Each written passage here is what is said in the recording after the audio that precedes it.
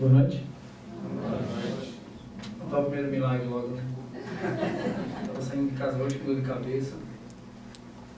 Falei com meu cunhado ali, falei, ixi, dor de cabeça hoje. Saí, passei pela porta e a dor de cabeça passou. Nossa, Deus. Sempre falo que falar de Deus é a coisa que me deixa mais nervoso, né? Eu falar com jornalista, mas falar de Deus é uma coisa que mexe muito comigo. Hoje, confesso para vocês que estou bastante nervoso, porque é muita responsabilidade. Você chegar aqui e falar para as pessoas sobre Deus, mas fico feliz, né? Porque Deus me deu essa oportunidade de compartilhar o que Ele fez comigo. Né? Então, eu acho que a maioria aqui me conhece, né? Souza, sou de Maceió, né? Tenho 31 anos. Comecei minha vida com pais separados, né? Morei com a minha avó, fui morar com a minha avó com 3, 4 anos. Minha avó tinha 5 filhos homens, né? E pegou eu e meu irmão da minha mãe para criar. E dentro de casa já foi luta logo no começo, né? Eu e meu irmão era quem fazia os deveres de casa, né? Lavava prato, né? Um dia o meu irmão lavava, eu enxugava, um cuidava da casa. Dia de sábado, a minha avó criava porcos em casa e eu tinha como 9 anos, né? E eu tinha que acordar eu e meu irmão 5 horas da manhã e ia com carro de mão pegar, lá na minha cidade chama lavagem, né? Resto de comida. Aí os serviços, todos os serviços fortes, eram pesados, eram comigo e com meu irmão. Hoje, de velhice, eu tenho uma hernia, né, tanto peso que eu peguei na minha infância, mas que todas as vezes que eu vou fazer exame, a hernia sobe, ninguém acha. O incrível é que eu fui para Paris, né, há um ano atrás, né, e aconteceu com o Ceará. O Ceará comentaram comigo, o Ceará quase não passou num teste clínico aqui por causa de uma hernia, né? Eu fiquei com medo. Deitei na cama lá, o doutor procurou, quase me avisou, me colocou ao contrário e não achou. Fiz assim. Não, já estou bem, já estou bem legal. E aí meu irmão era quem fazia os deveres de casa, né, pesados. Meus tios na época ficavam deitados, né, até hoje eles falam que eu carrego um trauma, mas graças a Deus na minha infância eu não carrego trauma nenhum, porque eu sei que tudo que aconteceu na minha vida foi para a glória de Deus, né, para que eu possa estar aqui compartilhando. Morava com a minha avó, tinha regras, 6 horas da noite eu tinha que estar dormindo, né, e aí eu fui crescendo, né, como todo adolescente, era apaixonado, como sou hoje, por futebol, queria jogar bola, queria namorar, sabe, queria as coisas que a vida me oferecia. E a minha mãe, com a separação, minha mãe foi para São Paulo, né, ficou 6 anos sumidas, sem dar notícia, né, e aí o pessoal, a história que chegava era que a minha mãe tinha morrido, né, que tinha perdido minha mãe. 6 anos depois, minha mãe apareceu, né, e me fez um convite. Falou: filho, você quer morar comigo? Eu tinha regras na casa da minha avó, como eu falei, né, todos os deveres de casa eu que fazia, então eu queria viver, né, eu queria ter a vida de uma criança normal, né, ter brinquedos, né, poder sair para jogar bola, namorar. Isso eu não tinha, né. Minha mãe me fez esse convite, né, eu falei, nem pensei 2 vezes, né, eu tinha toda a moda minha, né. Meus avós não eram ricos, mas eu nunca deixaram faltar o que comer em casa, né. Daí eu aceitei e ela falou para mim assim: ó, filho, mas tinha um porém, a gente vai morar na favela. Só que eu queria, como eu falei, eu queria viver, né, não importava onde eu ia morar, eu queria passar, né, eu aceitei, e aí foi a grande provação da minha vida. O que vocês imaginarem, eu já passei. Uma coisa que eu sempre me orgulho em falar, e eu não sou contra isso, é que mesmo morando na favela durante mais ou menos 10, 12 anos, eu nunca roubei, nunca usei droga, nunca precisei passar por cima de ninguém para ter minhas coisas, mesmo passando fome, nunca. E a partir desse momento que eu aceitei morar na favela, né, minha mãe arrumou um padrasto, né, que minha mãe era cozinheira de um hotel, e a comida, antes de chegar aí nessa casinha, morava eu e meu irmão, antes da comida chegar para a gente, tinha que passar pelo cara. Quando ele não queria mais, ele dava para mim e para o meu irmão. E às vezes chamava a gente várias vezes chegou a me chamar de vagabundo, não para mim, para minha mãe. Pô, pede para aquele vagabundo trabalhar. Né? E sempre joguei bola, né? Sempre me destaquei jogando futebol. E às vezes não tinha o que comer em casa, eu pegava a bola, isso não é brincadeira, eu pegava a bola 9 horas da manhã, chegava 2 horas da manhã em casa, jogando bola para poder...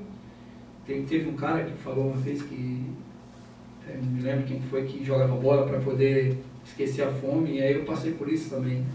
Eu chegava no campo, 9 horas da manhã, e voltava 2 horas, às vezes quando tinha água eu tomava banho, quando não tinha ia dormir sujo mesmo, era vida. A minha casa mais ou menos, cabia uma cama, eu até conto uma história engraçada, né? Eu tinha uma geladeira em casa e às vezes o pessoal chegava em casa e pedia água, eu abria a geladeira, o pessoal achava que eu ia pegar água, eu pegava uma roupa, uma camisa na geladeira, era o meu guarda-roupa, né? A gaveta embaixo. E daí, né, como eu falei, sempre me destaquei, aí o pessoal tinha vários times de várzea que ia me pegar no final de semana, né, e aí um cara chegou para mim e falou, Souza, o pessoal me chama de Ila na minha cidade, né, ó Ila, vai jogar no meu time e eu vou te dar um dinheiro toda semana, todo jogo. Eu falei pro cara, não, você junta um dinheiro, e no final do mês você faz uma feira para mim. Aí o cara, no primeiro dia, já fez a feira, eu cheguei para minha mãe e falei, fala lá para ele que foi o vagabundo que deu, guarda lá para... E dei a comida, né? Dei lá o que, mesmo assim, daí um dia minha mãe chegou em casa com o olho meio inchado, e batia na minha mãe, né? O pessoal do time que eu jogava queria que eu autorizasse o pessoal a pegar o cara, assassinar o cara. Eu falei, não, né? Quem sou eu para poder mandar tirar a vida dos outros? Não, minha mãe está com ele porque ele gosta. Infelizmente assim, já falei com ela. E aí eu jogava no time de um cara, né, que foi o cara que me alavancou no futebol desde pequeno. Ele colocava, engraçado, que o cara também não tinha grana, né? O cara botava R$1 na minha chuteira, para outros jogadores não ver, né, para mim comprar um lanche. E o Beto o nome do treinador Beto, teve a oportunidade de treinar no CSA, que é um time grande da minha cidade, né? E como tinha eu e um menino que me ligou agora há pouco, o nome dele é Chupeta, tivemos a oportunidade de fazer um teste, ele chamou a gente, pegamos uma bicicleta, saímos pedalando, só que chegamos lá em uma ladeira, mas muito grande, descemos, passamos uma meia hora só para subir a ladeira andando. Chegamos lá em cima, na hora de fazer o teste, aí tinha uns 4 times. Aí para acabar de complicar mais as coisas, o cara deixou o nosso time para treinar contra o time titular do CSA. Aí conversando com ele, falei, Chupeta, o cara deixou a gente logo para o pior, né? Mas ele sabia que era Deus trabalhando, né? Fiz o teste, passei, né? Comecei a jogar nas categorias de base do CSA. No primeiro ano, como já fui campeão júnior, campeão juvenil, campeão júnior, e subi pro profissional. Subi pro profissional, e no primeiro, eu conto essa história, é bem engraçada. Minha primeira concentração no profissional, tinha um treinador que chamava Celso Teixeira, e eu jogava no time de pelada. No profissional eu não ganhava nada. No primeiro profissional eu não ganhava nada. Era o primeiro ano de junho meu, eu tinha subido. E no time do cara do final de semana, o cara me dava R$20, 30, né? E coincidiu que nesse domingo era uma final da Várzea, né? E eu pensei, meu Deus, eu tenho R$30 certo e aqui eu não ganho nada no profissional. Aí falei, vou ter que inventar alguma coisa para sair da concentração. Eu não tinha conhecimento, não tinha ninguém para conversar, né, como muita gente hoje, não tive a oportunidade que muitos estão tendo, né, de escutar pessoas, e, né, a cidade é uma cidade bem pobre. Aí eu falei, vou inventar alguma coisa. Eu fui para um canto e comecei a chorar na concentração, né, os companheiros vieram, o que foi? Eu falei, minha mãe está doente, e isso nem tinha conversado com a minha mãe. Minha mãe está doente, comecei a chorar, eu tenho que ir embora. E os jogadores vieram, meus amigos. Falaram, não, vamos falar com o treinador. Eu não tinha telefone, não tinha como eu usar minha mãe. Aí o treinador chegou e falou, vamos lá na sua casa. Jesus. A minha sorte é que, para ir para minha casa, era uma pista que tinha um canteiro que dividia. Minha casa era do outro lado, a favela era do outro lado. Aí ele pegou os dois filhos dele, foi andando na pista. Quando ele parou do outro lado, eu já desci, ele nem entendeu. Eu desci, e a minha sorte, quando eu desci, minha mãe já vinha andando e falei, deita e geme. Olha, eu falo, o papel que a minha mãe fez, se algum produtor da Globo visse, com certeza ela estava contratada. Quando o cara chegou, é a cena mais engraçada que eu tenho na minha memória. Minha mãe já me com dor. O cara viu aquela situação e falou, já viu minha situação, não demorava, né? Aí ele conversou, falou, o que é que a senhora tem? A minha mãe, não, estou com dor. Tô com dor, não sei o que era dor. Aí minha mãe falava, né? E o cara viu aquela situação e puxou R$50 do bolso dele e deu para ela. Falou assim, a senhora compra remédio. Aí ela pegou os R$50, aí ele vacilou um pouquinho, ela já piscou aí pra mim, né? Tava com 50 garantido no bolso. E eu pensei, já temos mais do que no final de semana já, né? Aí ele falou assim, mas tem um porém, seu filho vai ter que voltar, que ele vai jogar. Eu ia jogar titular e eu não sabia. Aí ele vacilou de novo, olhei pra ela e fez assim, para ela levantar, né? Deu um negócio de 2 minutos, minha mãe falou, não, mas eu estou melhor. Eu estou me sentindo bem, já. É uma dor, mas já está passando já. Eu estava andando bastante. Aí eu falei, eu olhei para ela e fiz assim, o cara voltou e me levou para o jogo, meu primeiro jogo no profissional. Eu joguei nesse jogo lateral direito. Na minha carreira foi um dos gols mais bonitos que eu fiz, né? Eu estava perdendo o jogo por 2-0, eu tive a oportunidade de fazer 2 gols no primeiro jogo profissional. E daí então eu achei que aí ia começar a tranquilidade na minha vida, né? Tinha um salário na época de R$180, né? Era R$180 por mês. E aí fui profissional, fiz o campeonato, graças a Deus, no primeiro ano fui campeão. Fui campeão lá no primeiro ano. Ainda me lembro como hoje, a premiação foram R$3.000. Eu morava na favela, a primeira coisa que eu fiz, como a maioria dos jogadores fazem, é tentar tirar a mãe daquela situação, né? Eu chamei o presidente do clube na época e falei, eu quero que o senhor alugue uma casa para mim e com o resto do dinheiro o senhor comprar uns móveis para minha casa. Porque eu não tinha móveis, não tinha isso. Na minha televisão na época era preta e branca e não tinha a capa do tubo atrás, parecia só o tubo. Às vezes a gente ajeitava a antena, tomava cada choque que voava, acendia até o cabelo. Aí eu fui, né, o cara foi, alugou a casa, né, minha mãe veio conversar comigo sobre o meu padrasto. Falou, filho, eu gosto dele, eu sei que ele fez muita coisa errada. Eu falei, não mãe, a senhora não precisa nem me explicar, a senhora gosta dele? Ele falou, gosto. Pode trazer. Fiz ela trazer o cara, fiz o churrasco em casa, né? Churrasco alagoano, não um churrasco gaúcho, né? Que é muito bom. Fiz o churrasco em casa. No primeiro dia o cara bateu na minha mãe e quebrou todos os móveis novos.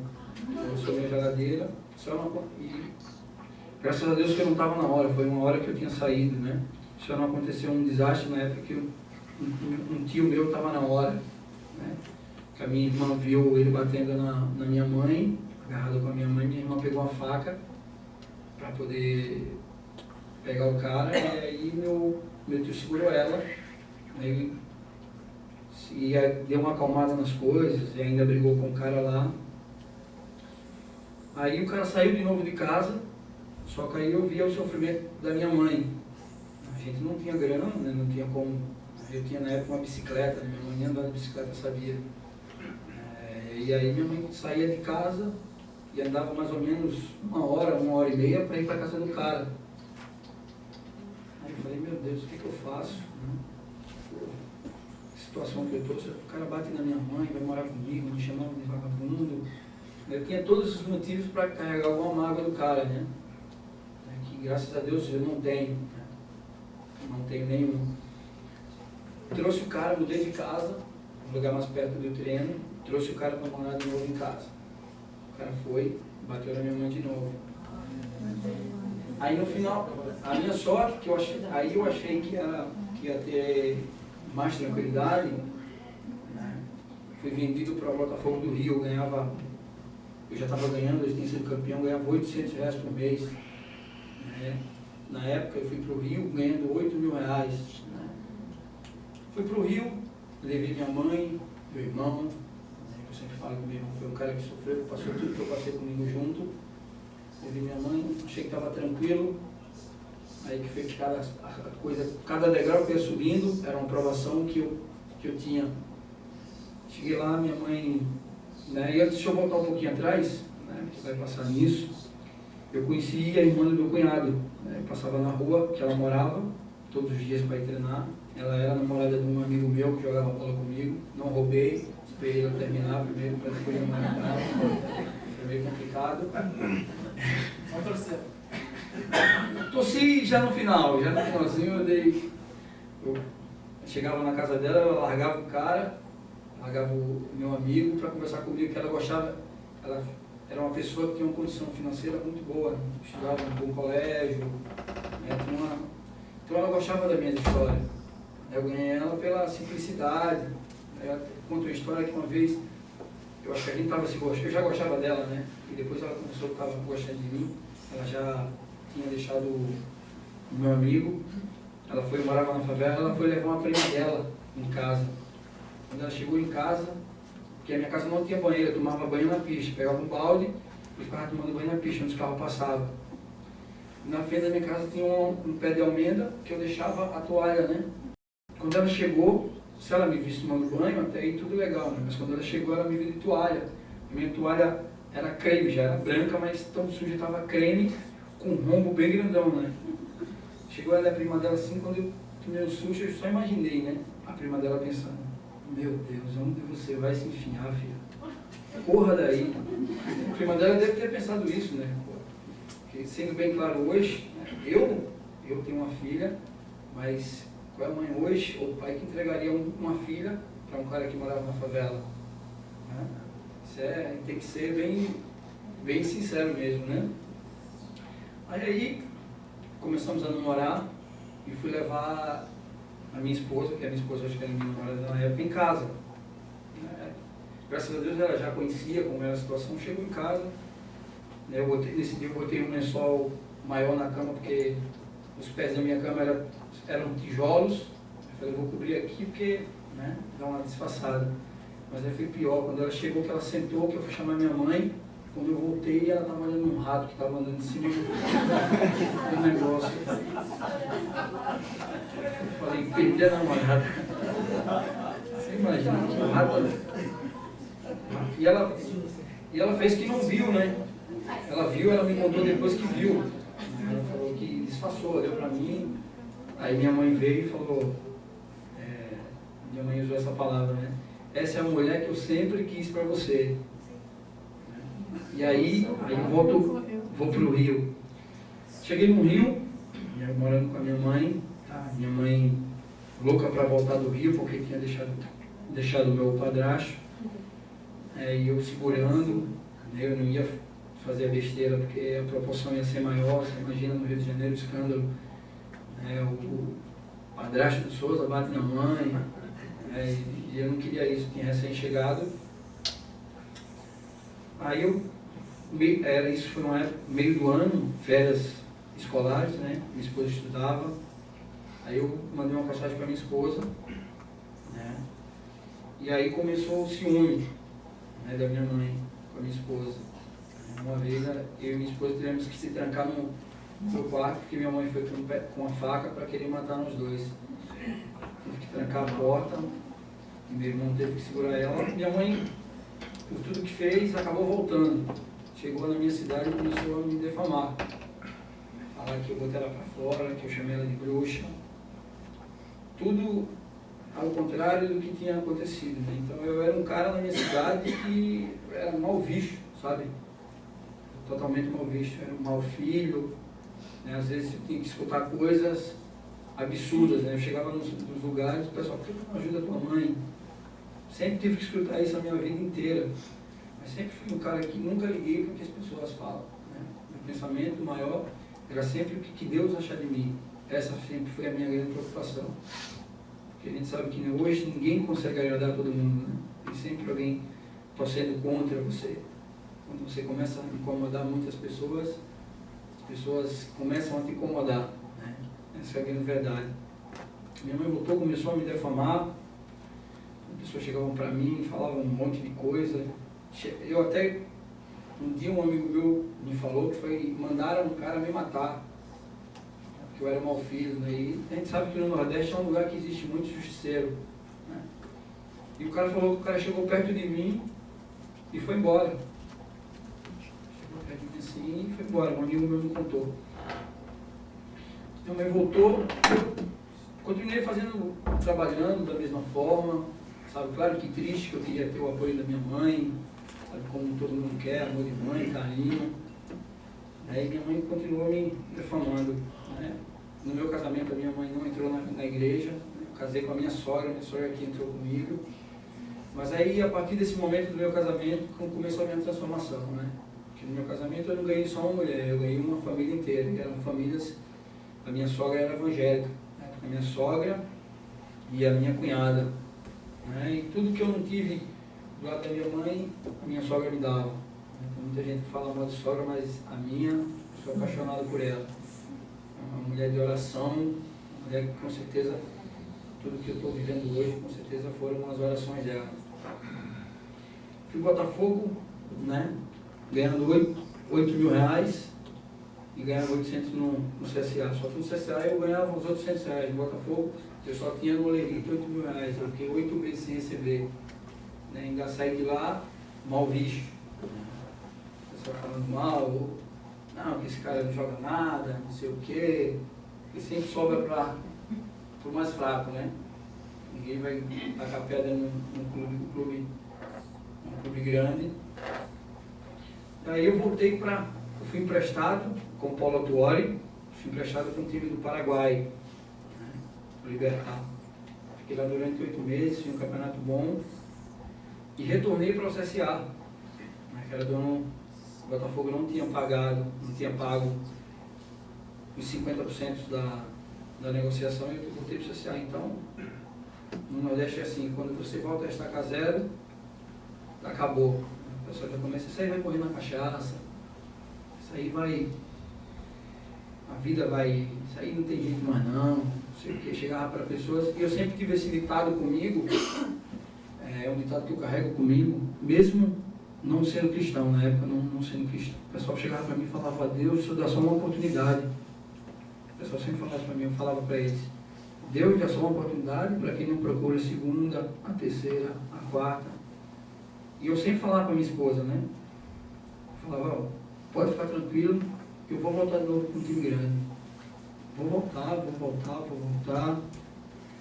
Fiz um campeonato belíssimo pela Portuguesa Santista, tive a oportunidade de São Paulo, né? E eu sempre falo que ali sim tem um altar de Deus, né? São pessoas, eu falo que todos os clubes têm reunião evangélica, sobre os evangélicos, fazem uma célula, mas ali a coisa era, ali não se ganhou o que ganhou na época por nada, que foi Deus que fez, que era um time totalmente desconhecido, mas eram pessoas que pagavam o preço, né? No São Paulo, às vezes, a gente saía meia-noite da concentração para ir para o campo orar e ficava até 2, 3 horas da manhã, chovendo, orando, né, pagando o preço. Se alguém da comissão técnica visse aquilo, com certeza seriam mandados embora os que mais a gente corria esse risco e pagava o preço, né, e deu no que deu. 5 anos de São Paulo, 5 títulos, né, 2005 foi um ano maravilhoso para mim. Em 2005 eu fui jogar um jogo contra o River, na Argentina. O São Paulo nunca tinha ganho um jogo de um time argentino. Eu fui para esse jogo e fiz um propósito com Deus. Falei, Deus, se a gente ganhar esse jogo, o dinheiro aqui eu vou comprar uma casa para minha mãe. Porque eu não tinha casa ainda. Eu ia para Maceió de férias e ficava na casa do meu sogro. Meu sogro dava a cama dele, que ele dormia com a esposa, né? E ia para o quarto do Júnior, para mim poder dormir com a filha dele na cama dele. Aí fui para o jogo, ganhamos o jogo. 2 dias depois peguei uma passagem para Maceió, com a minha esposa. Sentando lá, liguei para minha mãe. Ela não entendeu nada. Eu falei, vem aqui na casa da Dona Vanusa, que é a minha sogra. Aí minha esposa falou, amor, compra a casa, não dá o dinheiro na mão dela. Falei, amor, mas como a minha mãe é com a gente, se a gente der a casa, não foi a casa que ela escolheu. Aí ela foi falando, não, essa não era a casa que eu queria. Aí, por esse lado, tá bom. Eu dei para minha mãe o dinheiro. Minha mãe morava numa favela, ela comprou uma casa na frente.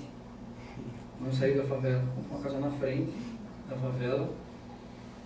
E começou a comprar, com o resto do dinheiro, ela comprou sururu.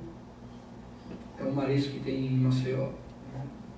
Acredito eu que era para que o povo passasse, visse a mãe do Souza, que joga no São Paulo, explicando sururu. Então, porque quem explica o sururu lá ganha R$10, R$5 por uma lata. Minha mãe comprou, minha esposa falou, eu não falei para você não fazer isso. Eu falei, não, uma coisa eu estou tranquilo. Eu dei o dinheiro, se ela fez isso, a cabeça dela é o mestre dela.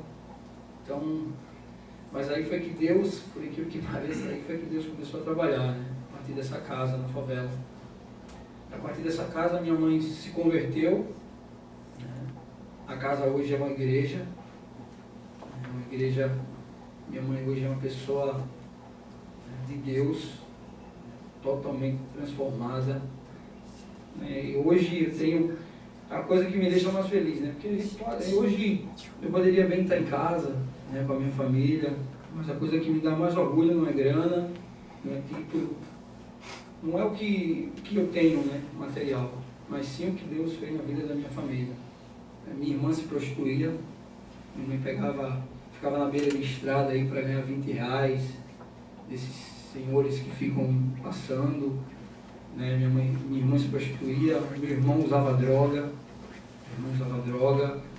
e hoje meu irmão é o pastor da igreja, a minha irmã é o que ajuda a minha mãe na igreja, a minha mãe é convidada pela maioria das igrejas para ir dar testemunho da vida dela, né, o que Deus fez na vida dela.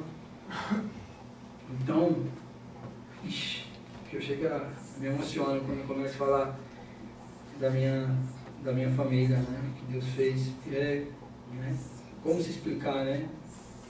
Antes de não ser convertido, eu começava a explicar, pô Deus, porque eu, né? Minha família era uma família que tinha maldições, né? Pessoas que eram sãs da cabeça, de uma hora para outra enlouquecia, né? Tive tragédias na minha família, tive tudo que uma criança tinha para poder seguir o lado errado das coisas, né? Tudo. Tinha uma tia que era linda, maravilhosa, e de uma hora para outra enlouqueceu, morreu. Um tio também do mesmo jeito, que era um cara forte, enlouqueceu de uma hora para outra. Uma tia também que enlouqueceu, né? Nasceu um filho dela também meio com distúrbio mental, né? Perdi um tio agora há uns anos atrás, né?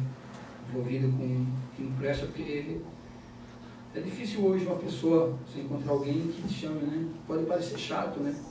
chamar você para uma reunião, para escutar um testemunho, né?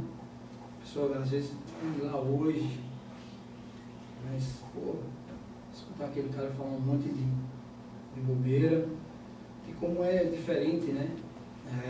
Quando uma pessoa chama para ir para uma festa, alegria, né? Mas o pessoal sabe que aquela alegria é momentânea, né? Quando você chega em casa aqui, coloca a cabeça no travesseiro, volta tudo a estaca zero, você começa a se pensar. Deus foi maravilhoso comigo, maravilhoso. Deus me pegou do nada, sabe? Eu era ninguém. Hoje, eu sou o nome eu dei um nome para minha família, sabe? Pegou um menino que carregava água, que passou fome, que já me chamaram muitas vezes. A maioria, 90% dos meus amigos estão mortos. 90%.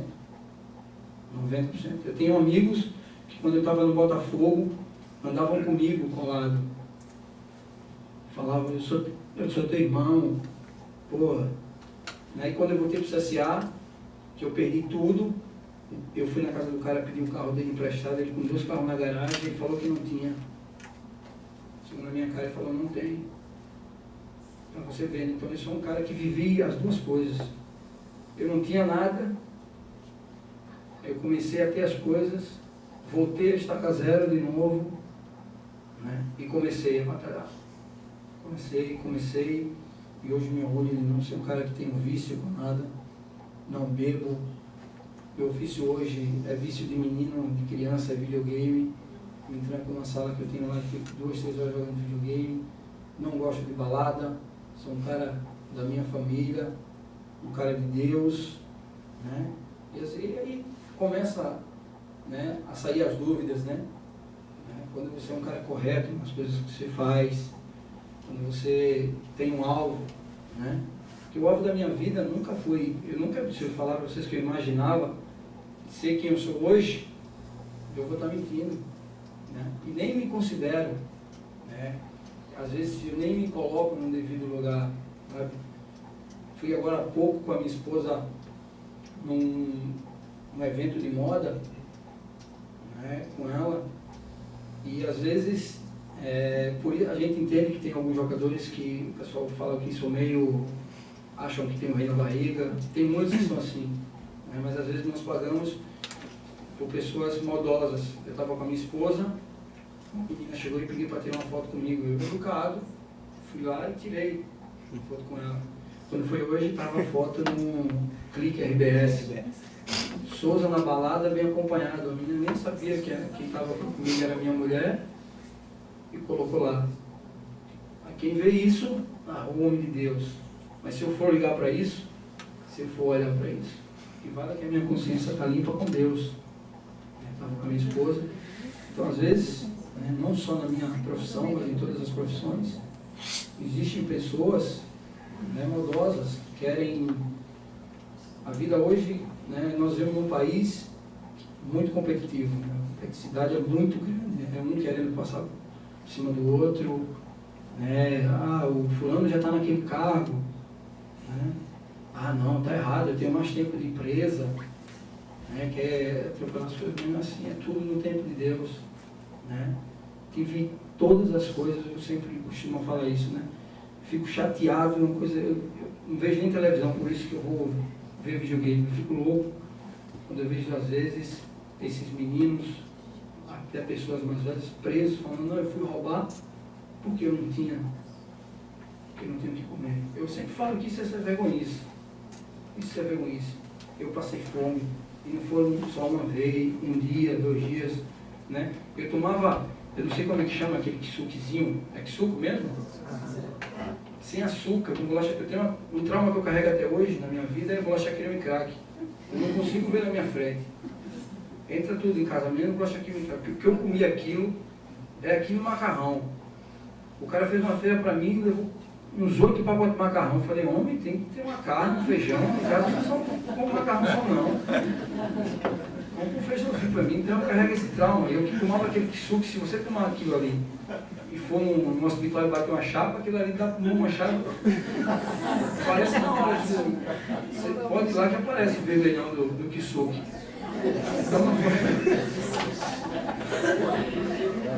Então eu passei fome, não foi só uma, duas.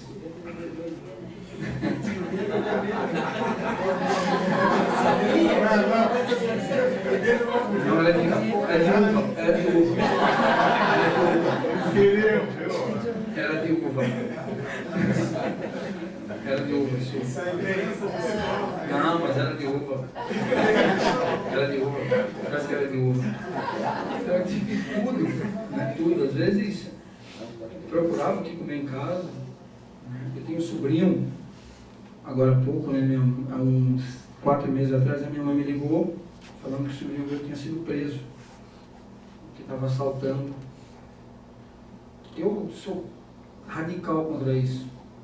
Radical, sabe? Que eu acho que ele tinha um exemplo na frente dele. Eu era um exemplo para ele, sabe? Ele foi se envolver. Eu só comecei a ajudar, né?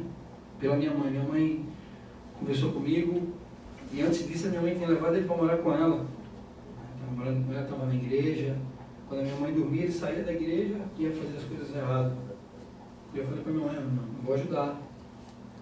Não vou ajudar porque tem um exemplo do filho, mas é um ser humano, não sei o quê. Começou a falar lá e eu fui e ajudei. Tiramos o menino da prisão. 6 meses depois o menino estava preso de novo. Tomou um tiro, estava no hospital e agora parece que pela dor agora aceitou Jesus. Está morando com a minha mãe na igreja, fazendo as coisas lá, mas para você ver como é, né? Voltando, eu fico chateadíssimo quando eu vejo o cara na televisão falando, não, eu fiz isso porque eu estava com fome. Eu fiz isso porque, o cara ali tem mais dinheiro. E a vida, esse mundo, a vida é meio ingrata comigo, porque o irmão ali tem, eu não tenho. Então você fazer isso. Isso não existe. Né? Eu falo que eu sou prova viva disso. Isso não existe. Não existe. Se você traçar uma meta na sua vida e colocar o alvo Deus, eu não tenho dúvida nenhuma. Nenhuma. Eu mesmo quando não era evangélico, eu sempre fui um cara muito temente a Deus. Muito. Não tive educação, fiz até a 5ª série. Quem me vê falando às vezes, dando entrevista, fala, esse cara aí tem faculdade, não sei o que, não é nada. Né?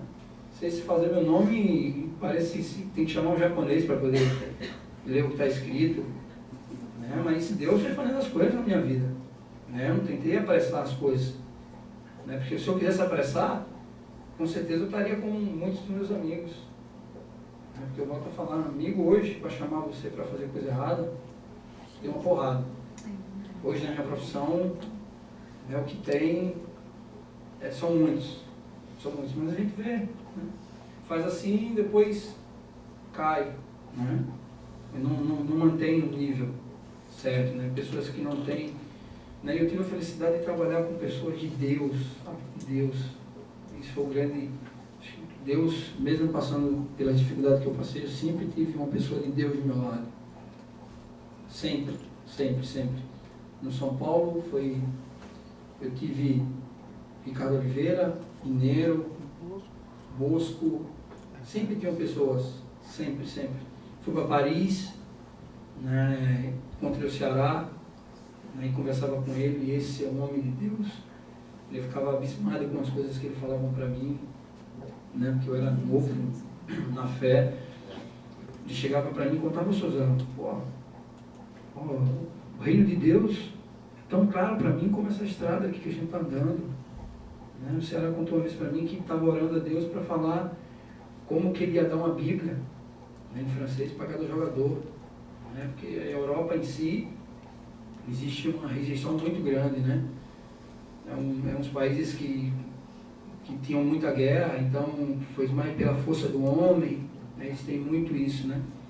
Cheguei em Paris, abri uma célula, né? Hoje a célula é uma igreja, através dessa célula que eu comecei lá, uma célula da Sala Nossa Terra. Então hoje é uma igreja lá que a gente tem acompanhado. Minha esposa está indo, acho que agora no meio do ano, para lá. A gente tem recebido telefonema dos bispos, né, da Sala. Então isso para mim é o que vale, né? Título é consequência daquilo que... Título, grana, né? Eu sempre brinco que caixão não tem gaveta, né?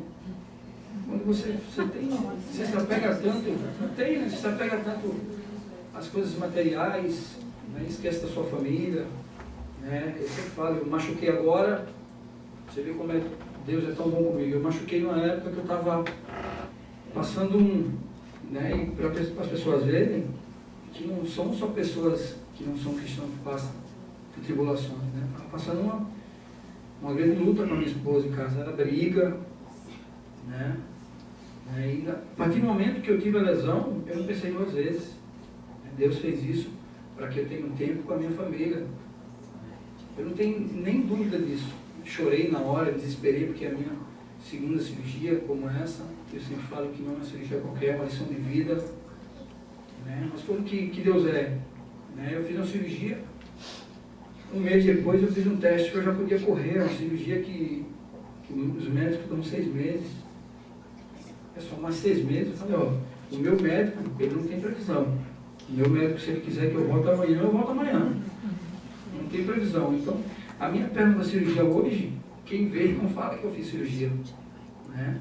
O pessoal chega no Grêmio hoje, quem vê, o médico viu, o médico que me operou, teve 2 sábados atrás aqui, ele viu e tomou um susto. Ele falou, não foi essa perna que eu operei, não.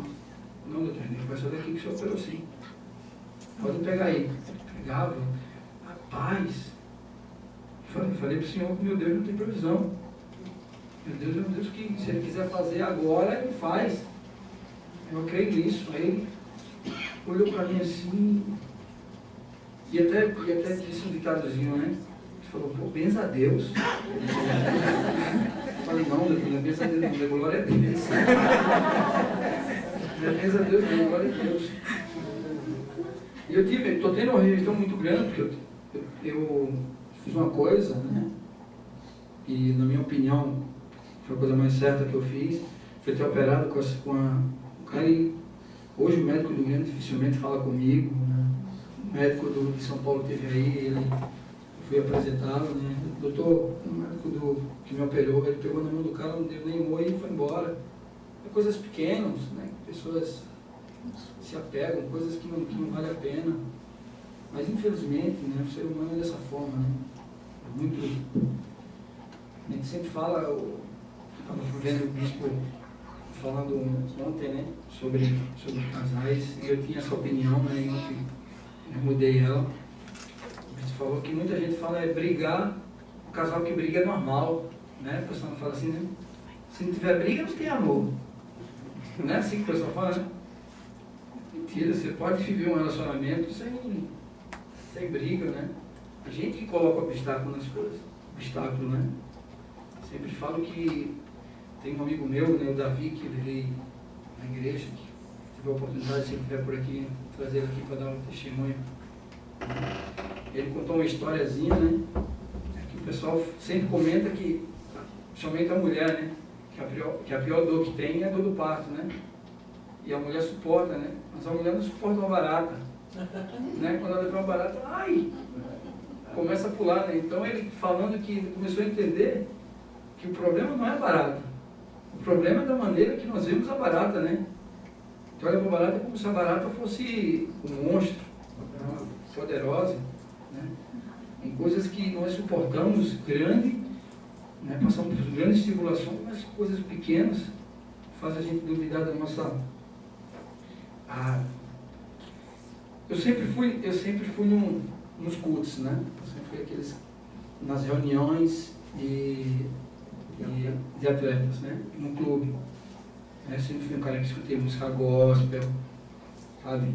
Eu escutava música, pagode, eu escutava tudo que black, que o jogador gosta. Jogador não, o ser humano gosta de escutar, o pessoal de mundo gosta de escutar. E um dia, de tanto ir nessas reuniões, os caras todo dia falavam, quem quer aceitar Jesus? Quem quer aceitar Jesus? E eu sempre coloquei uma coisa na minha cabeça. Eu nunca vou aceitar Jesus pela dor. Eu vou pelo amor. Pela dor não. Eu tive a oportunidade. Na primeira cirurgia minha, tinha recém-chegado, colocava música evangélica, sabe?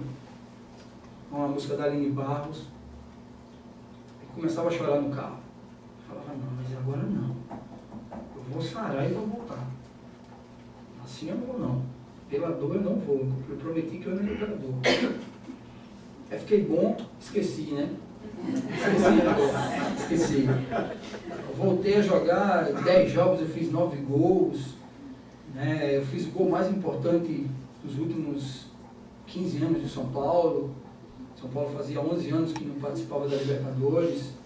Eu voltei numa lesão de tempo recorde, né? Hoje eu sou o jogador que mais rápido voltou numa lesão de cruzado, né? 3 meses e 15 dias, né? O outro que voltou foi 3 meses e meio, 3...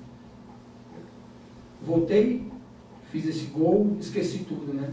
Achei o grandão, falei, agora eu tô grandão de novo, tô bom do joelho, agora tô novo.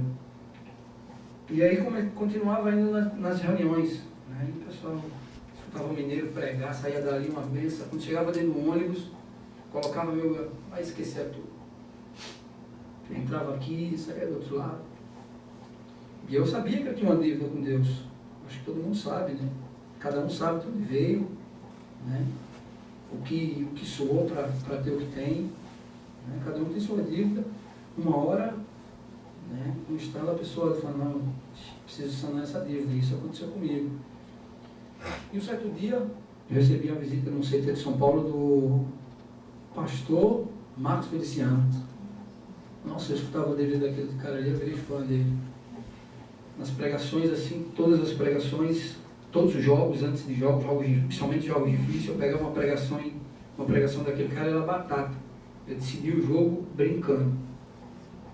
Teve um dia perdemos um jogo no México, né, e se a gente perdesse o jogo lá, ou empatasse em casa, ele estava fora da Libertadores. Eu falei, não, peraí que eu vou buscar aqui um pouquinho. Botei o DVD eu acho que todo mundo tem que ter a oportunidade de escutar essa pregação dele, que chama Agonia na Cruz. Uma das melhores pregações que eu escutei, que eu vi. Vi aquela pregação, fui pro jogo. 5 minutos de jogo já tinha feito um gol, né? E eu prometi, né? Não era convertido, eu prometi, fizer um gol, eu vou glorificar, vou dar um grito bem grande. Jesus, obrigado. Fiz o gol, fui na bandeirinha, Jesus, obrigado. Né? Nesse dia fiz o gol, dei 2 passes para os outros 2 gols. Né? No outro dia estava exaltado lá o meu nome, o rei do Morumbi, ou não sei o que do Morumbi. Né? E no outro dia a minha esposa estava chegando de viagem, eu já cheguei grandão, né? Estufei o peito assim, com o jornal na mão. Falei, aqui ó, aqui ó. Mas ali eu sabia que eu tinha uma dívida com Deus. Um mês depois, o Marcos Feliciano fez uma visita. Estava apresentando o CT a ele, eu e o Ricardo Oliveira. Quando terminamos de mostrar o CT para ele, o Bosco chegou, mostrei, o Marco olhou para mim e falou assim, você quer aceitar Jesus? Aí eu nem pensei 2 vezes, falei, quero. Aí o Ricardo e o Bosco, como assim? Pede todo dia esse cara, 2 vezes por semana. Na quarta e no domingo, esse cara aceita, ele não aceita, ele vai aceitar assim de uma hora para outra. Eu falei, eu quero. A Marco falou, a palavra de Deus diz, não tem mais de um reunido no seu nome, ele está aqui. Então, vamos se converter? Vamos embora. Peguei, nós fizemos uma oração e me converti no CT de São Paulo. Me converti no CT e aí, a partir da conversão, foi que Deus começou a trabalhar, sabe? Coisas começaram a acontecer na minha vida, né? Eu era né? Eu sempre brinco que eu não tinha nem um pau para correr atrás do gato, não tinha nada, né? Eu vendia o almoço para comer a janta, eu não tinha grana, às vezes eu procurava dinheiro no bolso, não tinha, né? E a partir desse dia eu quitei a minha dívida com Deus, eu fui lá, aceitei Jesus. Fui primeiro com a minha esposa, Hoje lá em casa, meu filho tem 7 anos, foi na casa de um amigo dele, né? Chegou lá, estava tendo uma reunião, 7 anos, meu filho perguntou para o senhor, ele falou assim, só de que religião? Olhou para ele assim, Não, meu pai é evangélico. Eu sou evangélico também. E a partir dessa conversa que ele teve com esse senhor, se converteu uma família. Então, para você ver que não tem... Quando Deus quer fazer, Ele usa quem Ele quer. Não importa a idade. Se converteu uma família. Se converteu uma família que tinha um filho que tinha um problema, que o médico falou assim, ó, esse aí você tem que esperar, ele não vai andar mais, o menino. Vai crescer, quando chegar a um certo ponto ele não vai andar mais.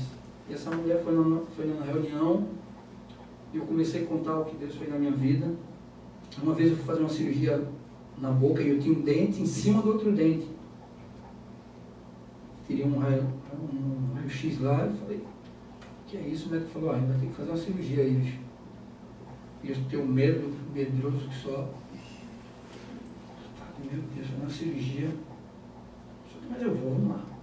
Fui com medo, né? Medo. Cheguei na sala lá, o doutor pegou a anestesia assim, quando ia colocar para dar anestesia na minha boca, falou assim, peraí. Aí eu já estava preparando, né, esperando a agulha. Falei, peraí, vamos tirar outro raio-x. Foi lá, bateu outro raio-x, cadê o dente? O dente tinha sumido. Aí ele falou, peraí, vamos bater outra? Vamos. Bateu outra, acho que cadê o dente? O dente sumiu. Ele, peraí, ele foi lá no fechado dele, pegou lá a radiografia anterior. Falei, mas o dente estava aqui. Ia dando risada já, né? Porque eu orei a noite todinha. Né? Falei, Deus, pelo amor de Deus, faz esse dente. Deus, tira esse dente aí, pelo amor de Deus. Arranca o senhor aí, arranca o senhor. Falava, arranca o senhor aí que eu tô com medo. E o cara comparou uma radiografia com a outra, não tinha mais dente. E eu falei para ela isso, né? Eu contei para ela. Falei, olha, aqui nessa reunião, que eu tenho uma sala lá em casa, a gente fala do médico, né, que é o médico de todos os médicos. Para ele não existe o impossível. Não existe. Né? Aí comecei a contar, falei, ó, o que você diria de um cara que morou na favela, não tinha nada, passou fome, hoje está aqui falando, pregando para você, com a família, toda a minha família, abrindo as minhas portas, a minha casa. Porque seria muito fácil hoje, graças a Deus, o que Deus me deu hoje, eu sou um cara resolvido na minha vida, bem resolvido. Né? Seria bem pegar minha esposa, estar viajando, né? Mas eu tenho uma dívida com Deus. Isso é na minha cabeça, tenho essa dívida, eu preciso falar. Então todas as vezes que eu saio para falar, eu fico nervoso, né? Eu vou pegando no tranco ao longo, né? Mas no começo é meio... fico bem nervoso mesmo. Saio... E eu acredito que a dor de cabeça foi justamente por isso, né? Pelo meu nervosismo. Eu falei, meu Deus. Eu liguei antes e falei, ó, encontrei o irmão na igreja. Eu falei, rapaz, vamos fazer de pergunta. O pessoal vai perguntando, eu vou respondendo. Tentei, né? Chega aqui e falei, ó, o menino te falou como é que eu queria? Não. A gente tentou fazer isso, mas não deu certo. Você vai ter que dar o testemunho. Falei, meu Deus, vamos embora. Você fez uma pergunta. Gente, o que eu posso falar para vocês é que Deus é maravilhoso. Sabe? Deus, quando Ele quer, às vezes nós nos chateamos, sabe? Começamos a nos perguntar por quê não eu, por que o fulano, ciclano. Mas o que eu posso falar para vocês é que eu sou uma prova viva, que quando Deus, né, o tempo de Deus não é o nosso tempo, né? O tempo de Deus, Ele é maravilhoso. Ele demora, mas quando Ele chega, Ele faz a obra completa. Não tem negócio de, não vou transformar Ele em 50%, não existe isso, com Deus não existe isso. Meu Deus é um Deus de 100%, 200, 300, Ele não deixa nada pela metade não. Ele não é igual a alegria momentânea, né? Você vai lá, tem aquela alegria de Deus, alegria eterna. De que você vai sempre... Eu sou o cara mais alegre que existe. O pessoal lá onde eu chego, o pessoal quer estar do meu lado. Eu sou um cara extrovertido, dou risada, sabe? E mesmo Quando não tinha nada. Quando não tinha um pau para dar no gato. Sempre fui um cara feliz. Né? Nunca me peguei no canto chorando, sabe? Eu tive a alegria mais grande, maior da minha vida eu sou meio ruim de data, mas acredito eu que 1 ano e meio atrás, eu voltei de Paris, né? A mãe da minha esposa morava no lugar que eu ia todos os anos de férias, né? Minha mãe morava nessa igreja ainda, e eu tive a oportunidade de comprar uma casa para minha sogra, um condomínio fechado, e dar um apartamento para minha mãe. E, pô, eu acompanhei meu sogro, sabe? Meu sogro é uma prova vivíssima. Meu sogro era um cara que sempre bebeu a vida dele. Sempre bebeu. E a minha esposa falou um dia para mim, amor, o pai quer fazer um culto de ação de graça.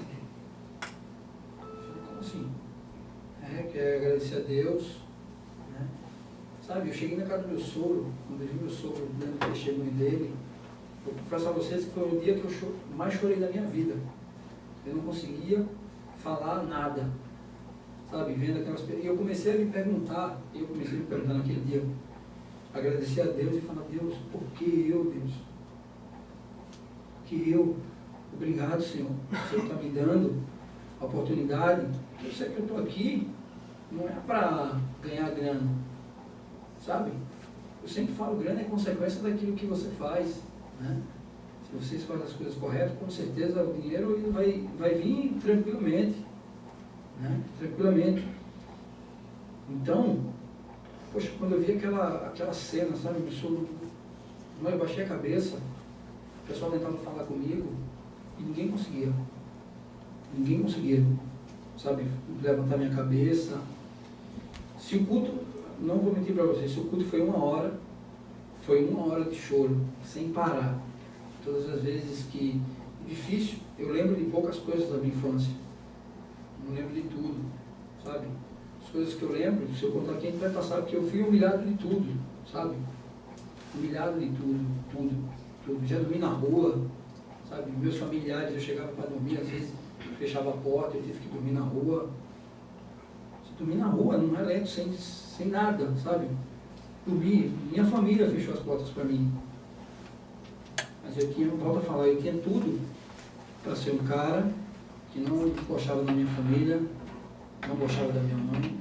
Mas uma coisa que eu posso falar para você, amo minha mãe de paixão, minha mãe é minha vida, sabe? Eu sei que tudo aquilo que Deus, aquilo que a palavra de Deus diz que não cai uma folha sem a sua permissão, tudo aquilo ali foi para o meu aprendizado, sabe? Dormir na rua e falar para o meu filho, ó filho, às vezes ele fala, ó pai, tem uns 100 reais aí? Eu tenho, filho. Nossa, pai, o senhor é rico. Eu falei, rico não, papai ralou muito, viu?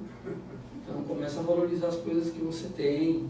Então isso que eu peguei para mim é um aprendizado para os meus filhos. Né? E o maior orgulho da minha vida hoje é dar tudo que eu não tive para os meus filhos. Né? Porque eu não tive um carro, eu nunca ganhei um carro de brinquedo na minha vida.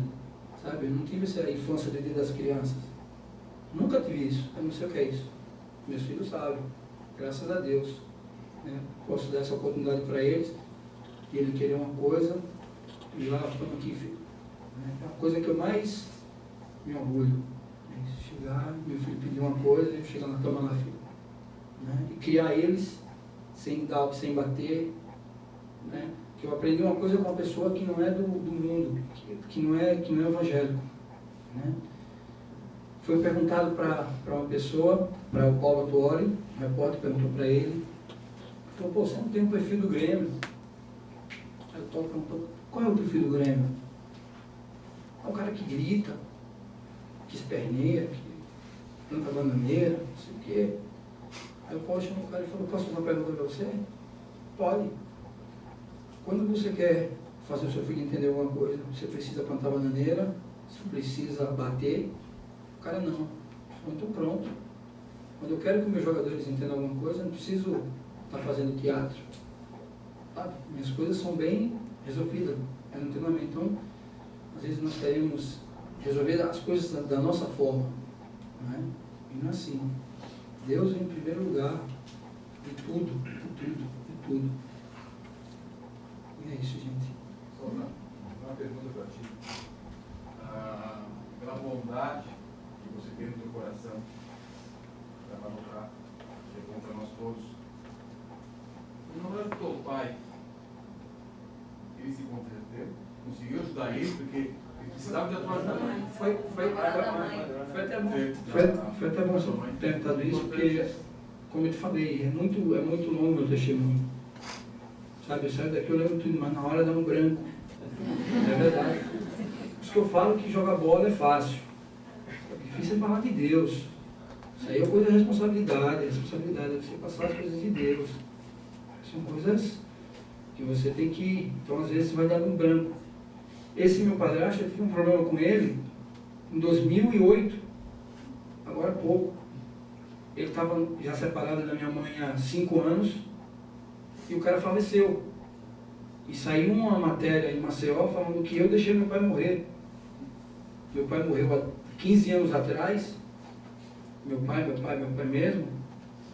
Morreu há 15 anos atrás. Saiu uma matéria que o Souza deixou o pai dele morrer no hospital. Eu estava na França, aí me ligou minha mãe, veio isso aí. Aí eu fui ver e falei, poxa, até agora esse cara tá me dando problema, até morreu. O cara morreu e sobrou para mim aqui, não tem nada a ver com a situação. Aí tive que ligar no cara do site e conversei com ele, eu sou um cara cristão, se fosse outro cara te processaria, mas teu dinheiro não me interessa. Você colocou uma mentira no jornal, no teu site, então diga, mas falaram. O cara falou, pô, se tudo que o pessoal falar de você para mim eu vou acreditar, assim, se você como jornalista devia colher bem as informações. Você está faltando com respeito a meu pai. Meu pai morreu há 15 anos atrás, num acidente de carro, tá? Ele estava bêbado, bateu, eu contei a história para ele, Souza, me perdoe. Ele falou, não, você não tem que pedir perdão a mim. Então, eu quero que você tire dali. Eu te falo, se eu tivesse, o cara faleceu no hospital porque eu não fiquei sabendo, porque se eu tivesse ficado sabendo, com certeza eu ajudaria. Porque eu ajudo, hoje graças a Deus eu sou, sabe, essas duas perninhas aqui, e Deus é o sustento de toda a minha família, toda a minha família, toda. Deus me deu essa cruz aí, eu venho carregando, graças a Deus, com a bondade dele, carregando há muito tempo. Um cara que veio do nada, e esse cara me deu trabalho em Paris ainda. O pessoal lá em Paris queria publicar. Quem sabe é vocês, contei a história do pai. Meu pai morreu há 15 anos, o cara é meu padrasto, batendo na minha mãe, tal. Contei tudo para ele. Ele falou, como são as pessoas? Não estou preocupado com isso não, tira isso, que é o que me interessa, que é mentira. Se fosse verdade, você poderia publicar, fazer o que você quisesse. Que a gente, às vezes, a nossa vida é muito aberta, sabe? Muitas vezes quer ser meio fechado com as pessoas, mas é o meu jeito, eu sempre fui desse jeito, sabe? Eu, às vezes, chego no meio, na rua assim, e eu sou um cara muito emotivo, sabe? Eu paro no semáforo, tem aqueles meninos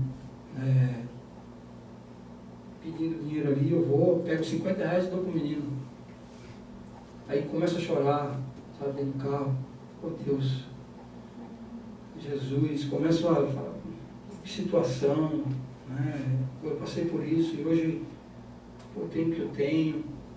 Então eu ajudo pessoas que às vezes, né? Deus põe no meu coração, eu vou lá e ajudo, não importa o que seja, não importa da maneira que é. Eu tenho falado sempre de orgulho, né? De orgulho. As coisas que eu tenho hoje, eu nunca precisei, volto a falar, roubar, passar por cima de ninguém, fazer coisa errada, sabe? Me aproveitar de situações. As coisas da minha vida foram acontecendo da maneira que Deus quis. Sempre. Nunca na minha vida, eu precisei chegar para um treinador e falar, tira esse cano, tira Beltrano. Nunca fui um cara de brigar com o treinador. Né? Eu cheguei aqui no Grêmio, estava o Celso Roth, ele falou, seu time está certo. Eu falei, professor, eu não quero que o senhor chegue amanhã, se alguém vir pedir informação para o senhor minha, e o senhor fala assim, o senhor é um bom jogador. Um bom jogador tem em todo lugar, se for qualquer campo aí, tem um bom jogador. Eu falei para ele, quero que o senhor fale que eu sou um cara de grupo, sou um cara respeitador.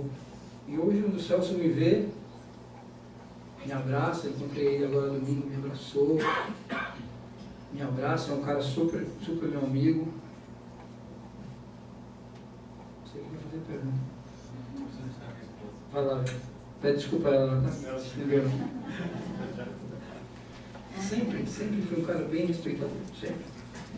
Fico chateado quando eu vejo hoje os mais novos não querem respeitar, né? Eu sou daquele tempo, sou um velho, mas sou daquele tempo que existia o respeito, né? Comigo para o mais velho, e até hoje, né? Eu sou muito radical com isso, muito radical. Meu filho às vezes chama ele no quarto, quando ele não está respeitando a menina que cuida dele, a menina vai falar comigo, eu falo, você tem que respeitar, o mais velho você tem que respeitar. Falar para tomar banho, então eu sou desse tempo. Ainda, graças a Deus, e devo tudo isso aos meus tios que bateram em mim, os meus familiares que fecharam as portas para que eu dormisse na rua. Eu agradeço tudo isso a eles, né? Porque eu sei que isso foi uma aprendizagem para a minha vida, né? Valorizar as coisas. Não sou um cara que me apega em bens materiais, me apega em nada. O maior bem da minha vida é a minha família. Não tinha nada e hoje eu tenho uma família linda, 2 filhos maravilhosos. Isso aí para mim, eu sempre costumo falar para meus amigos que se eu perder tudo que eu tenho amanhã, eu sou o cara mais feliz do mundo. Mais feliz do mundo. Eu batalharia, trabalharia, voltaria, arrumaria emprego em qualquer lugar e buscaria tudo de novo. Porque Deus me ensinou a ser dessa forma. É um cara feliz, independente da situação. Independente da situação. Às vezes são coisas tão pequenas, né? Nós queremos chutar o balde. Souza, eu queria te fazer uma pergunta. Como todos nós, ou a grande maioria de nós aqui, somos cristãos, tá? E nós, nos nossos trabalhos, nas nossas profissões, nós nos deparamos com as coisas certas e coisas erradas.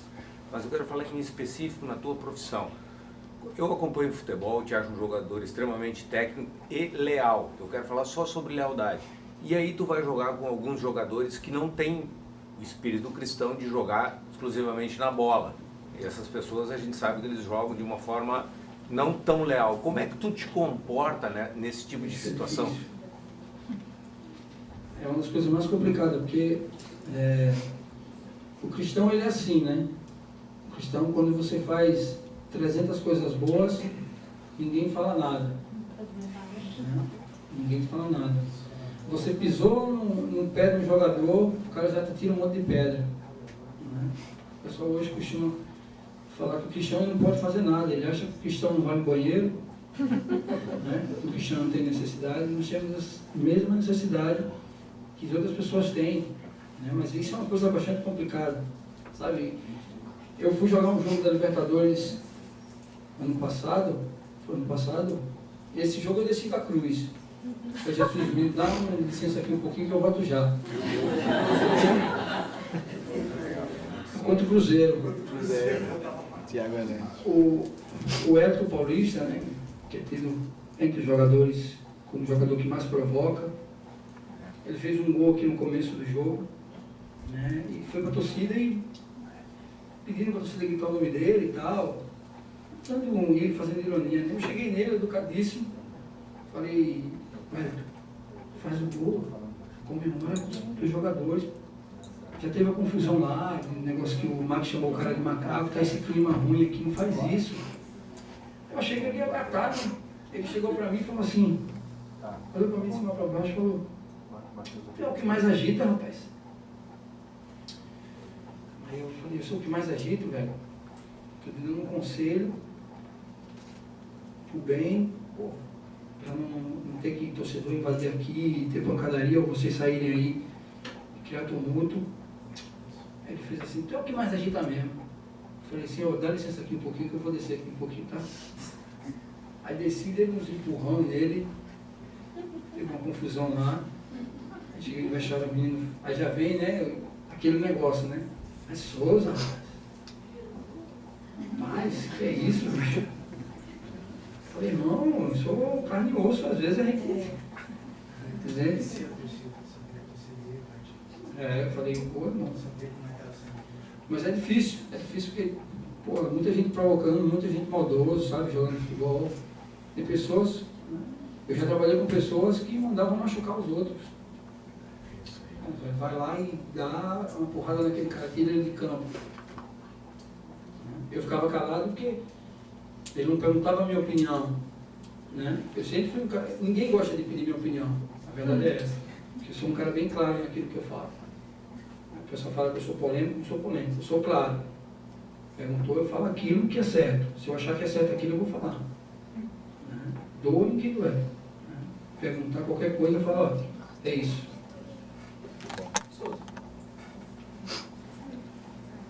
Eu joguei futebol também um período da minha vida, joguei no Grêmio e no Internacional, joguei até com o Mineiro, sou de 76, ele é 75, eu joguei no Internacional. E fui até o infanto, depois eu não tinha mais bola para continuar mesmo, por isso que eu deixei de jogar. E na minha época não existia ainda essa redundância em relação aos atletas de Cristo, naquela época não tinha. Tem na concentração aqui no Beira-Rio, quanto no Olímpico também. E eu vejo que hoje isso tomou um corpo grande dentro das concentrações, dentro dos alojamentos. Né? E eu fico me perguntando assim, né, porque eu particularmente, o último jogo que eu fui foi Grêmio e Boca Juniors, que eu tinha desistido de olhar futebol. Né? Eu fui porque eu ganhei o convite e acabei indo. Que hoje em dia, chega a Rio e São Paulo, chega a morrer aí, média, uma pessoa por mês nos estádios. O corpo que tomou, né, dos atletas de Cristo dentro do futebol, isso não existe nenhuma conversa, não existe alguma coisa para transpor para arquibancada, não tem uma preocupação, não existe nada que... Até existe, né? Existia, para quem não sabe, hoje a CBF colocou uma lei agora em vigor que é proibido qualquer ato cristão, independente do que seja. Hoje é proibido. Hoje, se você vê a seleção brasileira, antigamente se fazia uma roda e orava, hoje não existe mais isso, foi proibido. A CBF proibiu isso. Até existia, e esse negócio de proibir levantar a camisa foi justamente por isso, que era um meio da gente que é evangélico, cristão, levantar a camisa e falar, eu sou de Cristo. E aí começaram a falar que era patrocinador. Não é isso. Não, falaram que... Você imagina, você tá 80 minutos com a camisa aparecendo patrocinador. Aquele minuto que você fez um gol vai fazer diferença? O cara já está sabendo que ali é uma marca. O pessoal começou a colocar isso, fazer uma manifestação, né? Principalmente a Globo, né? Tem feito aí, que tem colocado na televisão, né? Espiritismo, né? Homem com homem, coisas, né? Eu estava vindo no cinema esses dias aí comprar pipoca, minha mulher estava em casa, eu cheguei lá, uma fila para ver o Chico Xavier. Pô, pega aqui a Bíblia aqui, ó. Pega a Bíblia que vocês vão ver aqui o que é milagre. Né? Mas o pessoal se apega. Não. Oi? Vai? Tá bom já. Pode ir só. Mas já trocou? Eu falei que era grande. Olha pra você. Mas às vezes a gente se apega em coisas, não é? Existe uma manifestação muito grande para proibir isso. Né? Nós trabalhamos em clubes, né, que você chega, tem, né, a Coca-Cola 2 litros, como é que eu chamo? Coca-Cola 2 litros, Padre Cícero lá, preto com um pé assim, o pessoal acendendo vela. Né? Eu só olho e passo, né? Eu vejo, às vezes é amigo meu, né, que eu levo para a igreja, eu falo, vamos na igreja, ele vai lá, não vou acender uma velhinha aqui no jogo. Irmão, eu sou o caminho, a verdade da vida, eu falo para ele, ninguém vai ao Pai senão por mim. É isso, não é aquilo que vai te levar a Deus, não. Respeito, mas eu estou te falando, vem. Aí, às vezes, conto, sabe, histórias para ele. Falo, é isso, é aquilo, esse é o caminho. Mas, infelizmente, o mundo, você pegar hoje um moleque de 16, 18 anos, ganhando 20 mil reais, e querer pegar para ele é complicado, né? O cara sai dali, já tem 2 ligando para ele, ó, tem uma balada tal, tem não sei quantas mulheres lá. O cara fala, e aí, se Souza falar nada, vamos embora com esse negócio aí. Só que aquela alegria momentânea, né? Chega em casa, botou a cabeça no travesseiro, né? Eu falo que eu já fiz tudo isso. Não de ir para balada. eu sempre falo, eu sempre fui um cara bem respeitador. A minha educação foi rígida e me ensinou a fazer isso. Então eu sempre soube o que é certo e o que é errado, sabe? Sempre soube distinguir isso. Então, se eu fizer isso, eu tô errando. Eu vou tá indo pro caminho errado. Isso aqui pode... Porque a probabilidade de acontecer alguma coisa comigo indo para a igreja é zero. Né? Posso bater o carro, mas na festa eu posso tomar tem uma briga lá, o cara dá um tiro num cara, às vezes o cara vai tentar acertar um urubu, acerta um canário, né? Um cara que não tem nada a ver na situação. A questão é que todos os atletas de Cristo, a maioria, se fosse no time, eu acho que refletia o posicionamento das pessoas que estavam sendo até mesmo das torcidas. Isso a gente viu muito no São Paulo, porque teve uma época que a maioria era cristã. E foi a época que o São Paulo mais ganhou. Ainda era o TV Santana, o técnico, aí teve um episódio com um rapaz que caiu no raio lá no Isso. E houve muito impacto nisso e era uma coisa assim bem que influenciava a torcida. A gente via que era um time que se destacava e nós como cristãos sabíamos que naquele time a maioria buscava o Senhor. Então passava isso. Eu sempre falo, dentro daquilo que tu me falou, que assim, eu acho que jogador de futebol hoje, cristão, e na maioria, eles não sabem o poder que eles têm. Né? A Globo está achando que ela que dá o espetáculo. Não é, se não tiver televisão, o torcedor vai gostar do mesmo jeito. O torcedor vai dar um jeito. Só que o jogador brasileiro, ele pensa às vezes em grana, sabe? Eu vou lá fazer meu trabalho, eu vou na igreja, tranquilo, estou fazendo meu trabalho. Quem quiser, porque se o jogador brasileiro se reunisse, né? Nós temos o melhor futebol do mundo. Né? Nós temos o melhor futebol do mundo. Né?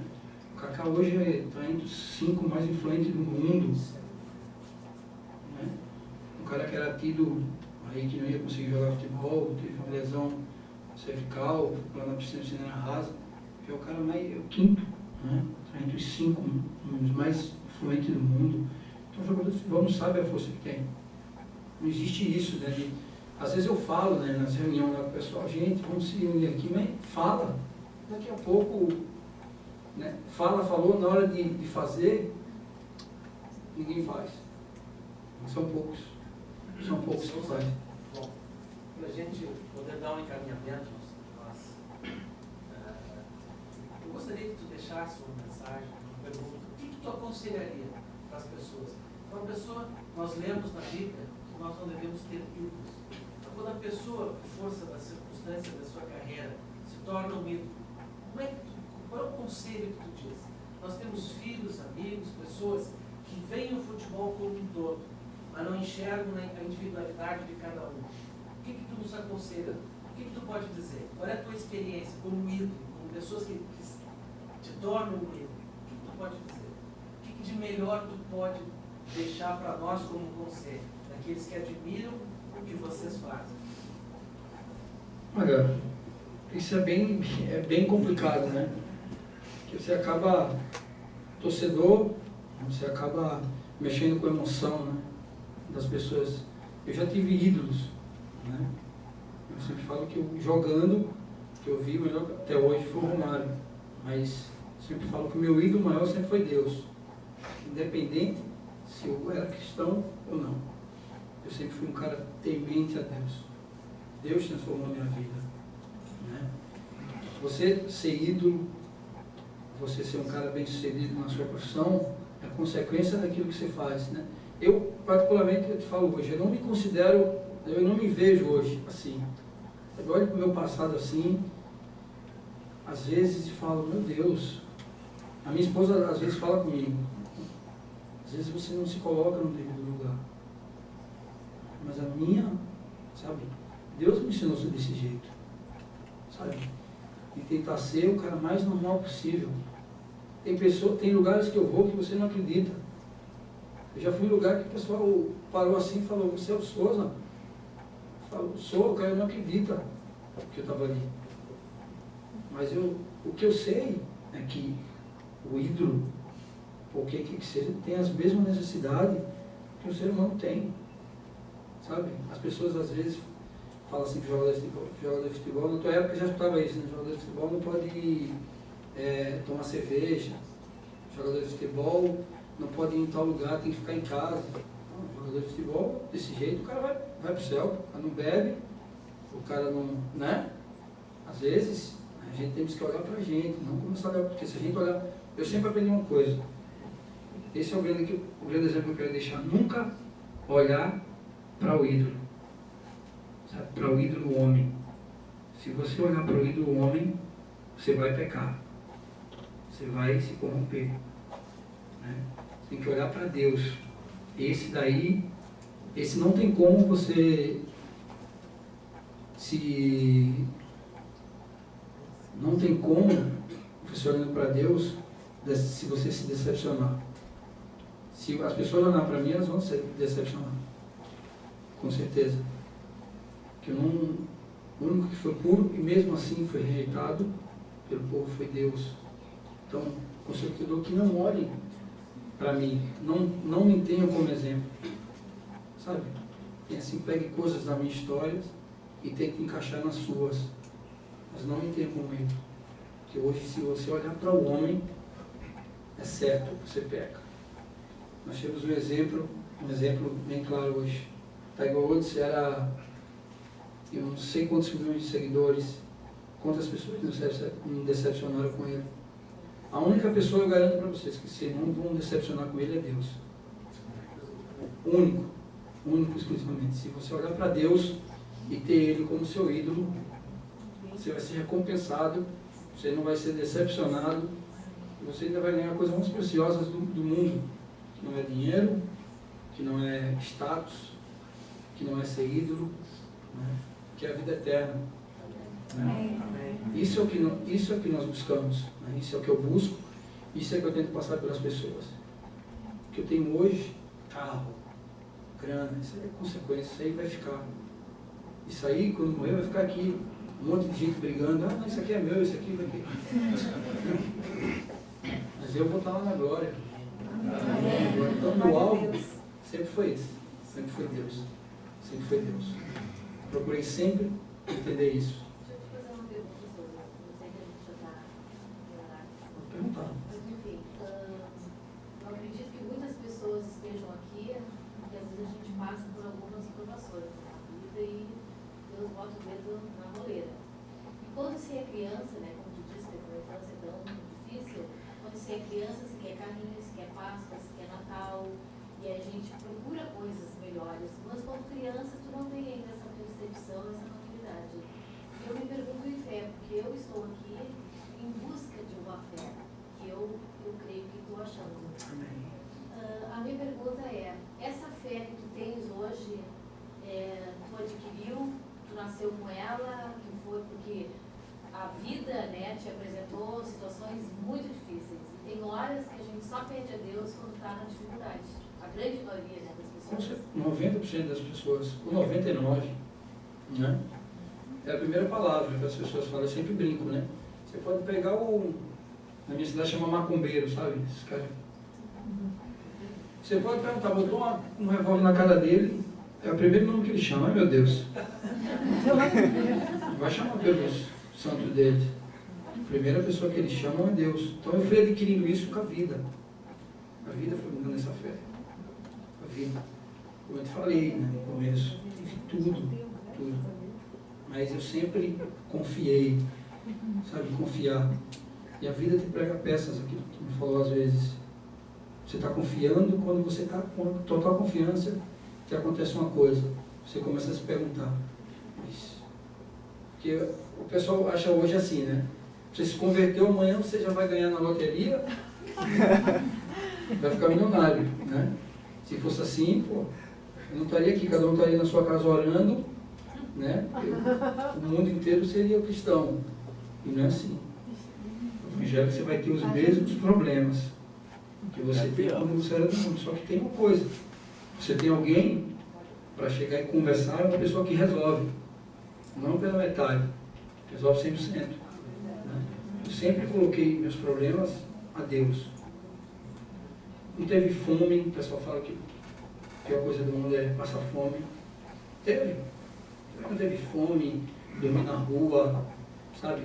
Ser sabe, rejeitado pela família. Nunca existiu isso para mim.